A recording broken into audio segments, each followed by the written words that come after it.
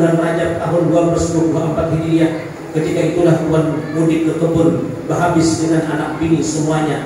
Kemudian tatkala sampai pada hari Isnin 24 Jumadil Akhirah, ketika itulah Sibil beliau datang kepada pengarun. Ketika itu karena penyakit kipa sebelah badannya yang kiri, dan berlanjutlah kipa itu, maka tatkala sampai hari Isnin 4 bulan Jumadil Ula tahun 1226, ketika itulah Tuhan milik ke rumah habis semuanya, padahal masih kipa, masih sakit. Maka tatkala sampai kepada malam Selasa 6 hari bulan Syawal pada antara Maghrib dan Isya tahun 1227 Hijriah, ketika itulah pulang berahmatullah. Inna lillahi wa inna ilaihi raji'un. Allahumma ansurna fahata ridwan alaih wa amiddana Allahumma bil asrari allati awda'taha ladai.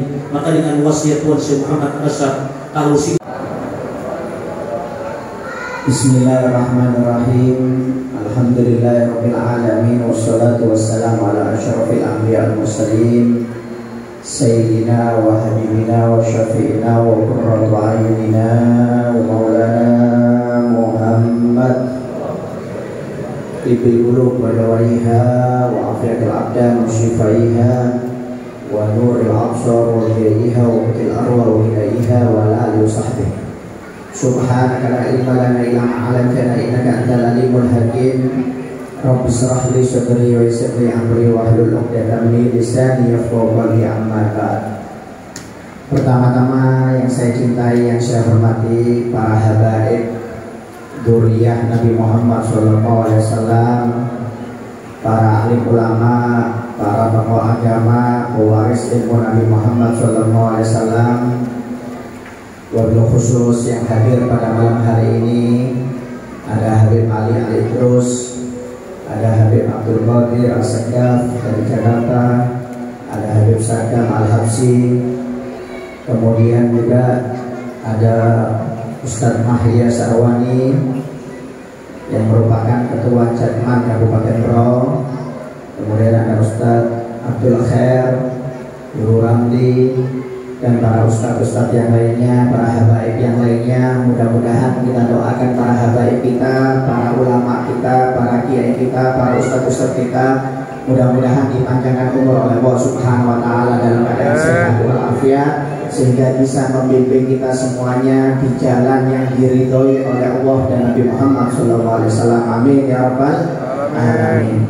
Yang saya cintai, yang saya hormati para tokoh masyarakat yang hadir pada malam hari ini, diantaranya ada orang tua kita Haji Kaprawi, kemudian Bapak Haji Makmur, kemudian ada Sekretaris NU Kabupaten Bro, dan juga tamu-tamu yang lainnya, baik dari aparat pemerintahan Kabupaten Bro, dari kepolisian, TNI, kemudian juga ada Bapak Haji Fahmi Rijani juga, takmir Masjid Darul Falah beserta jajarannya, dan tamu-tamu semuanya yang hadir pada malam hari ini yang tidak bisa saya sebut satu persatu. Mudah-mudahan kita yang hadir pada malam hari ini mudah-mudahan dapat berkah dari Allah Subhanahu wa Ta'ala.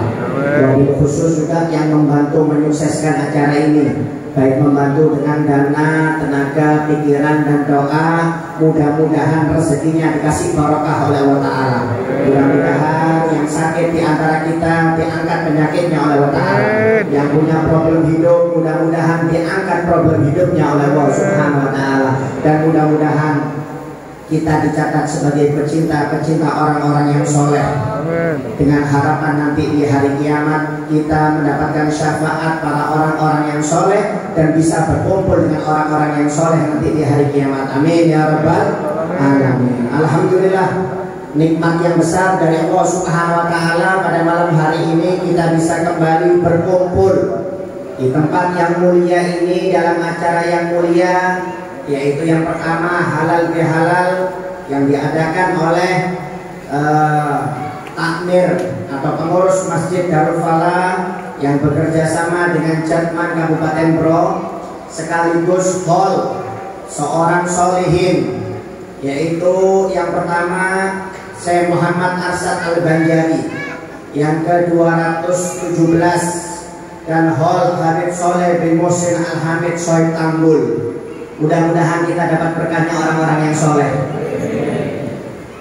Indah dzikri sholihin tanzilur rahmah.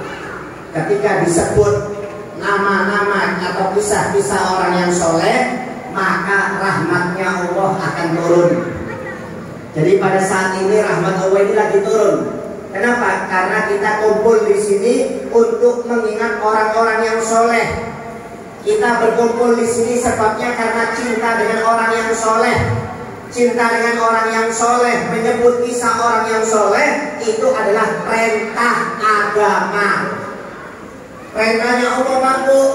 Kata Allah Ta'ala dalam Al-Quran, "Waqsusil qasasa la'allahum yatafakkarun."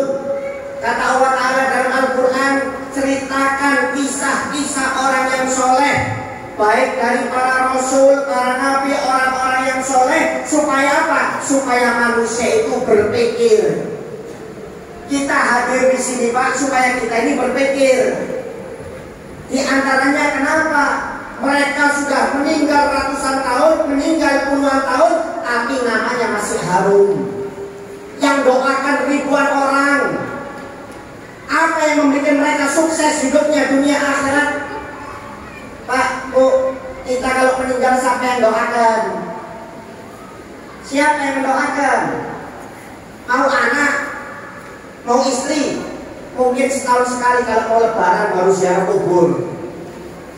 Tapi kalau mereka ini yang meninggal, Habib Saleh bin Muhsin Al-Hamid, Anda lihat di Tanggul, tiap hari ribuan orang yang ziarah. Anda lihat Datuk Kelampean, tiap hari yang ziarah nggak mati ribuan Pak. Wali Songo sudah meninggal 600 tahun, yang mendoakan, yang ziarah ratusan bahkan sampai ribuan orang. Kita ini kalau meninggal siapa yang doakan? Itu yang jadi bahan pemikiran. Hidup di dunia mereka sudah meninggal puluhan ratusan tahun, tapi dikenang oleh kita semuanya. Tidak pernah dilupakan jasanya. Itu harus jadi prioritas utama. Kita ini kalau meninggal sampai yang doakan Pak. Kadang-kadang kita ziarah ke orang tua aja jarang, mendoakan orang tua aja jarang. Kenapa kok mereka bisa jadi sukses seperti itu? Itu yang harus jadi pemikiran di kita. Apa sebabnya mereka jadi orang sukses? Di antaranya para wali-wali Allah Ta'ala, para ulama ini namanya tetap harum walaupun meninggal ratusan tahun, ribuan, mungkin 1000 lebih. Seperti Imam Syafi'i tetap didoakan. Kenapa mereka harum? Sebab-sebabnya itu di antaranya yang pertama karena mereka itu memiliki ilmu. Orang kalau memiliki ilmu Pak, khususnya ilmu agama, derajatnya naik. Walaupun meninggal dikenang. Anda lihat Imam Syafi'i sudah meninggal 1200 tahun dikenang. Wali Songo sudah meninggal 600 tahun dikenang. Syekh Muhammad Arsad sudah meninggal 200 tahun dikenang. Habib Saleh bin Muhsin Al-Hamid sudah meninggal hampir 50 tahun dikenang hidupnya. Kenapa? Nomor satu karena ilmu mereka. Allah Ta'ala sendiri yang berfirman dalam Al-Quran, yarfa'illadzina amanu minkum waladzina utul ilma darajat. Allah Ta'ala berfirman dalam Al-Quran, barang siapa di antara kalian yang beriman dan memiliki ilmu, maka derajatnya akan diangkat oleh Allah Subhanahu wa Ta'ala. Jadi para wali, para soleh, walaupun sudah meninggal puluhan ratusan tahun, tetap dikenang. Itu nomor satu karena mereka punya ilmu. Gak ada wali bodoh itu gak ada Pak. Orang soleh bongol itu gak ada. Orang soleh itu pinter-pinter, gak ada yang bodoh. Kalau mereka bodoh gak mungkin dapat derajat dari Allah Ta'ala. Nomor satu itu karena ilmu. Makanya ilmu itu penting, jangan diremehkan. Abdul bin Abbas menafsiri ini ayat bahwasanya orang yang beriman dengan orang yang beriman gak punya ilmu, dengan orang yang beriman dengan punya ilmu, itu derajatnya beda. Perbedaannya 700 derajat. Kita ini orang beriman tapi gak punya ilmu, jika dibandingkan dengan Syekh Arsad, Habib Saleh Tanggul, itu bedanya 700 derajat Pak. Antara derajat yang pertama menuju derajat yang kedua itu seperti perjalanan 500 tahun. Artinya apa? derajatnya orang yang alim dengan orang yang gak alim itu beda jauh. Beda jauh Pak. Mereka itu terkenal bukan karena ibadahnya, mereka itu karena alimnya, karena karangan kitabnya, karena dakwanya. Kalau kita cuma mengandalkan ibadah tapi nggak punya ilmu, percuma. Wa kullu man bi ghairi ilmi ya'malu a'malu mardudatun la tuqbalu. Dan setiap orang yang beramal ibadah, sholat, puasa, zakat, muamalah, baca Quran, tapi nggak tahu ilmu yang berkaitan dengan ibadah yang dia lakukan, maka ibadahnya pasti ditolak oleh Allah Subhanahu wa Ta'ala. Berapa banyak di antara kita sholat tapi nggak tahu rukunnya sholat, Pak? Berapa banyak di antara kita yang mengeluarkan zakat tapi nggak tahu tata cara zakat? Orang jual rumah, Beb, saya tadi jual rumah, zakatnya saya keluarkan, apa hubungannya? Beb, saya tadi jual mobil, saya keluarkan zakatnya, apa hubungannya? Beb, saya tadi beli rumah, beli mobil, saya keluarkan zakatnya, apa hubungannya? Kenapa? Karena mereka nggak tahu hukum. Kalau mereka tahu hukum, nggak mungkin salah, Pak. Makanya penting ibadah kalau nggak didasari dengan ilmu, percuma banyak salahnya.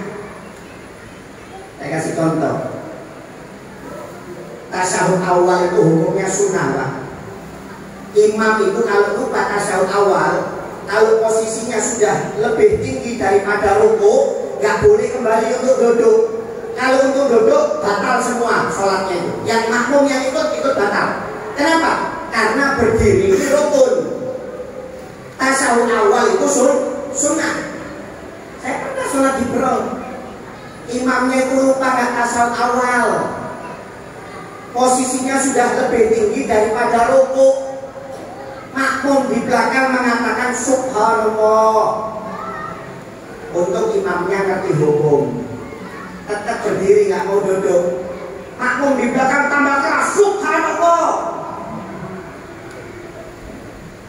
Tetap imamnya nggak mau duduk, berdiri tambah keras lagi subhanallah.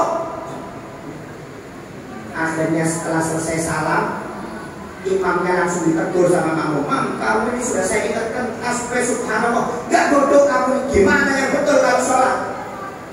Ini repot kalau sholat bongkol ya kayak gini. Sudah nggak ngerti hukum, sudah salah nyalakan imam.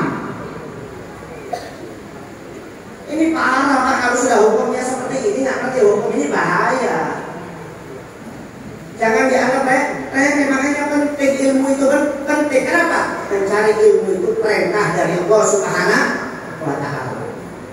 Kita hidup di dunia ini Pak karena dua perkara, Bu. Untuk ibadah dan cari ilmu. Kata Allah Ta'ala dalam Al-Quran, wa ma khalaqul jinna wal insa illa liya'budun. Aku tidak menciptakan manusia dan jin untuk ibadah kepada aku, hanya untuk ibadah kepada aku. Yang kedua, untuk cari ilmu.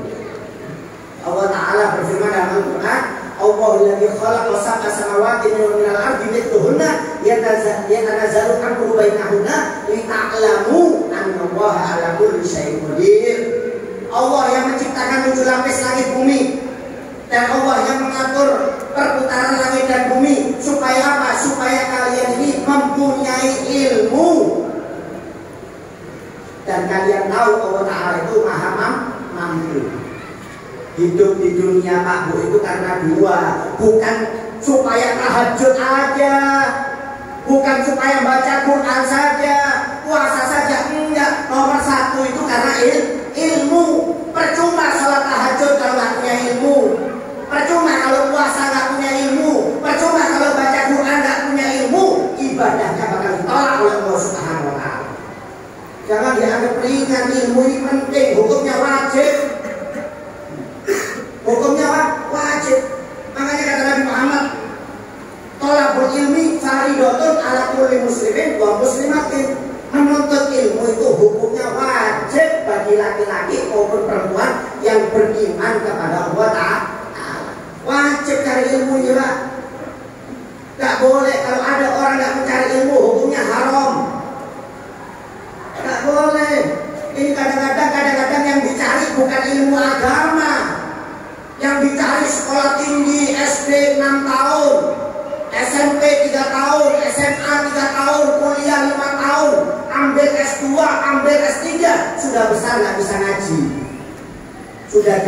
S3 ngaji nggak bisa, rukun sholat nggak bisa.